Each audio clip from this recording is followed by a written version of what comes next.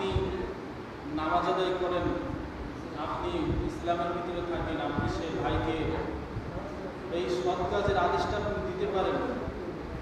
সৎ কাজের আদেশ দিলে আপনি যে পুরস্কারটা পাবেন, একজন ব্যক্তিকে যদি আপনি ভালো কাজের একটা আদেশ দেন, এর পরিপ্রেক্ষিতে আপনি অনেক বড় একটা পুরস্কার পাবেন, অনেক সুন্দর, অনেক বড় একটা পুরস্কার, যেটা আল্লাহ রাব্বুল আলামিন ওই ব্যক্তিদের জন্য রেখে দিয়েছেন যারা মানুষদেরকে ভালো কাজে আদেশ করেন এবং খারাপ কাজে নিষেধ করেন। তাহলে আমরা শুনে আসি যে সৎ কাজে একজনকে আমি ভালো কাজে আদেশ দিলে আমার কি প্রতিদান আছে, আমার কি পুরস্কার আছে। মুসলিম শরীফের 3736 নম্বর হাদিসে নবী করিম সাল্লাল্লাহু আলাইহি ওয়াসাল্লাম বলেন, যখন বিচার আচার হবে, কিয়ামতের ময়দানে যখন বিচার শুরু হয়ে যাবে, তখন এই ব্যক্তিগুলো যারা সৎ কাজে আদেশ করেছে এবং অসৎ কাজে নিষেধ করেছে, ওই ব্যক্তিগুলোর একজন ব্যক্তির সামনে 3 লক্ষ জান্নাতি উপস্থিত থাকবে। সুবহানাল্লাহ। 3 লক্ষ জান্নাতি হুর, 3 লক্ষ জান্নাতি হুর, এটা তো কম না। 3 লক্ষ জান্নাতি হুরের সঙ্গে ওই ব্যক্তিকে, ওই ব্যক্তির হাতে তুলে দেওয়া হবে, ওই ব্যক্তিকে পুরস্কার হিসেবে দেওয়া হবে। এবং ওই ব্যক্তি যখন ওই 3 লক্ষ হুরের দিকে তাকিয়ে থাকবে, তখন ওই জান্নাতি হুররা বলতে থাকবেন যে আমাদের দিকে তাকিয়ে তুমি কি ভাবতেছো, যে কি কারণে এই পুরস্কারটা আল্লাহ দিয়েছেন। তুমি স্মরণ করে দেখো, তুমি দুনিয়ার বুকে যখন বেঁচে ছিলে, যখন তুমি দুনিয়াতে চলাফেরা করতে, তখন তুমি খারাপ মানুষদেরকে, যারা ইসলামের বিরোধী ছিল এবং ইসলামের নিয়ম কানুন মানত না, তুমি তাদেরকে তুমি সৎ কাজে আদেশ করছো, এই সৎ কাজে আদেশ করছো এবং তাদেরকে খারাপ কাজ থেকে ফিরে আসার জন্য তুমি চেষ্টা করছো। এই কারণে আল্লাহ রাব্বুল আলামিন তোমাদের জন্য এই পুরস্কার আমাদেরকে দিয়েছে। আমি পবিত্র কোরআন থেকে যে আয়াত তেলাওয়াত করেছি, বিসমিল্লাহির রহমানির রহিম, কুলিল্লাহুম্মা মালিকাল মুলক। এই আয়াতের অর্থ, আল্লাহ তাআলা রাব্বুল আলামিন সমস্ত ক্ষমতার মালিক, সমস্ত শক্তির মালিক আল্লাহ তাআলা রাব্বুল আলামিন একাই। বলেন সুবহানাল্লাহ। সমস্ত ক্ষমতার মালিক আল্লাহ তাআলা রাব্বুল আলামিন। আপনি ক্ষমতার ব্যবহার করবেন, আপনি একজনকে জুলুম করবেন, একজনকে আপনি নির্যাতন করবেন, এই জন্য আল্লাহ তাআলা রাব্বুল আলামিন দুনিয়া থেকেই বরকত উঠায় নিয়ে যাবেন। যদি আপনি ক্ষমতার অপব্যবহার করেন, তাহলে দুনিয়া থেকেই বরকত উঠায় নেওয়া হবে। এই বিষয়ে হযরতে আব্দুল্লাহ ইবনে আব্বাস রাদিয়াল্লাহু তাআলা বর্ণনা করেন, বাইহাকি শরীফ কিতাবের ভিতরে হযরতে আব্দুল্লাহ ইবনে আনাস রাদিয়াল্লাহু তাআলা বর্ণনা করেন, একদা একজন রাজা ছিল, একজন বাদশা ছিল। একদা একজন বাদশা, তিনি পাখি শিকার করার জন্য জঙ্গলে গিয়েছিলেন। পাখি শিকার করার জন্য যখন জঙ্গলে গেলেন, তখন পাখি শিকার করতে করতে অনেক বেলা ফুরিয়ে গেল, সন্ধ্যা হয়ে গেল। এবার ওই বাদশা কি করলেন, এক কাঠুরিয়ার বাড়ি যেয়ে উঠে পড়লেন, তার পরিচয় গোপন রাখলেন যে তিনি বাদশা।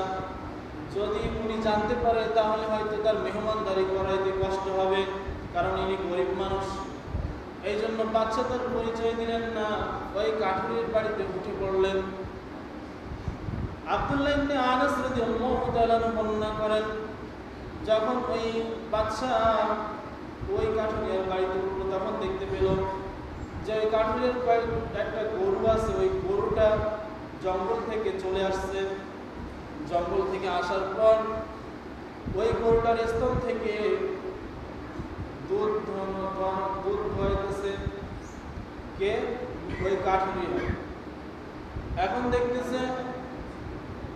এত পরিমাণ দুধ একটা গরুর স্তন থেকে কোনোদিনও পড়া সম্ভব না।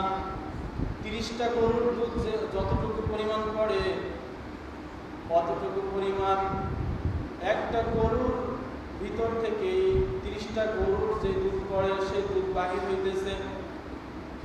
এবারে রাজা বাদশা উনি লোভে পড়ে গেলেন এবং উনি মনে মনে ভাবতেছেন, আমার এই ক্ষমতা দেখায় আমি ওর গরুটা নিয়ে নিব, যেভাবে হোক আমার এই ক্ষমতার মাধ্যমে, আমার এই বাচ্চার মাধ্যমে ওর গরুটা নিয়ে নিব এবং 30টা গরুর দুধ যদি এই একটা গরুতে হয় তাহলে আমার কতটা লাভ হবে। এবার বাচ্চা লোভে পড়ে গেলেন। দ্বিতীয়ত তিনি ক্ষমতার অপব্যবহার করতে যাচ্ছেন এরকম একটা নিয়ত করছেন, কিন্তু কাঠুরিয়াকে কিছু বলতেছে না। এবারে বাচ্চা সকালবেলায় চলে গেলেন। চলে যাওয়ার পর আবার পরবর্তী সপ্তাহে বাচ্চা চলে আসলেন ওই জঙ্গলে পাখি শিকার করার জন্য। এবার পাখি শিকার করতে আসলেন, আবার সন্ধ্যা হয়ে গেল, আবার ওই কাঠুরিয়ার বাড়িতে চলে গেল।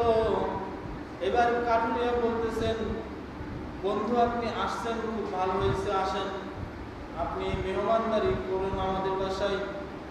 এবার ওই কাঠুরিয়ার বাড়িতে ওই বাচ্চা যখন আবার গেল, এবার বাচ্চা অপেক্ষায় আছে যে গরুটা কখন আসে। বাচ্চা এবার অপেক্ষা করতেছে, অপেক্ষা করতে করতে গরু আসলো। এবার ওই কাঠুরিয়া অন্য দিনের মতো ওই গরুর স্থান থেকে তিনি দুধ বাহির করতেছেন। এবার দেখতেছেন বাচ্চা টাকায় দেখতেছেন যে মাত্র 1 কেজি দুধ হয়েছে, আর দুধ হয় নাই। কেন হয় নাই? ওই যে তিনি ক্ষমতার অপব্যবহার করার জন্য মনে মনে নিয়ত করছেন, আর লোভ হয়েছে ওনার ভিতরে, সেই কারণে। এবং উনি যে জুলুমটা করতে যাচ্ছিলেন তার আগেই আল্লাহ রাব্বুল আলামিন তাকে কি দেখাইছেন, তাকে সচেতন করে দিয়েছে যে না, এই গরু নেওয়া যাবে না, ইনি গরিব মানুষ, কাঠুরিয়া, ইনার গরুটা নেওয়া যাবে না। এখন বাচ্চা আবারও চলে গেলেন। চলে যাওয়ার পর আবার 1 সপ্তাহ পরে আবার আসলেন। এই 1 সপ্তাহের ভিতরে বাচ্চা রাত্রের বেলায় আল্লাহ তাআলা রব্বুল আলামিনের কাছে কাঁদতেছেন আর প্রার্থনা করতেছেন, ইয়া আল্লাহ, আমি ভুল করেছি, আমি ওনার গরুটা আমি নিতে চাইছিলাম, আসলে এটা আমাদের ইসলাম ধর্মে এবং আমার বাচ্চাই তো ক্ষমতায় এটা সাপোর্ট করে না। আল্লাহ তাআলা রব্বুল আলামিনের দরবারে হাত তুলে কাঁদতেছেন আর বলতেছেন, ইয়া আল্লাহ, আমাকে আপনি মাফ করে দিন, আমি আর কোনোদিনও এরকম কাজের ভিতরে যাব না। এবার এই 1 সপ্তাহ পর আবার ওই কাঠুরিয়ার বাড়িতে যখন গেলেন, যাওয়ার পর তখন ওই বাচ্চা দেখতে পাইলেন ওই কাঠুরিয়ার গরু থেকে আবারও 30 কেজি এবং 30টা গরুর যে দুধ হয়, এই 30টা গরুর দুধ একটা গরুর ভিতর থেকে আবার হইতেছে। সুবহানাল্লাহ। এরপরে বাদশা ওই কাঠুরিয়াকে জড়ায় ধরে বললেন, তুমি কি ভাবতেছিলে? তখন বলতেছেন, আমি ভাবতেছি সেদিন গত সপ্তাহে দেখলাম এই গত সপ্তাহ থেকে নিয়ে আমার 1 কেজি দুধ হয়, কিন্তু আবার হঠাৎ করে দেখতেছি এত পরিমাণ দুধ। তখন ওই বাদশা সবকিছু খুলে বললেন কাঠুরিয়াকে, দেখো কাঠুরিয়া, আমি মনে মনে এরকম নিয়ত করেছিলাম, তোমাকে জুলুম করার নিয়ত করেছিলাম, এই জন্য আল্লাহ তাআলা রব্বুল আলামিন আমাদের ভিতর থেকে বরকত উঠিয়ে নিয়ে গিয়েছিল এবং আল্লাহ তাআলা রব্বুল আলামিনের কাছে আমি চিরদিনের জন্য আমি ক্ষমা চাইছি, আল্লাহ আপনি আমাকে ক্ষমা করে দিন, আমি আর কোনোদিনও এই বাচ্চায়িত্ব ক্ষমতায় থাকাকালীন কোনো মানুষের প্রতি আমি আর কোনো জুলুম করব না। তাহলে এখানে কি বোঝা গেল? যে আল্লাহ তাআলা যে ক্ষমতার মালিক, কুলিল্লাহু মালিকুল মুলক, সর্বপ্রথম। এরপরে কি বোঝা গেল? আল্লাহ তাআলা রব্বুল আলামিন মানুষদেরকে ক্ষমতার অপব্যবহার করতে নিষেধ করছেন এবং জুলুম, নির্যাতন এগুলো করা যাবে না। এগুলো যদি করা হয় তাহলে ওই এলাকা থেকে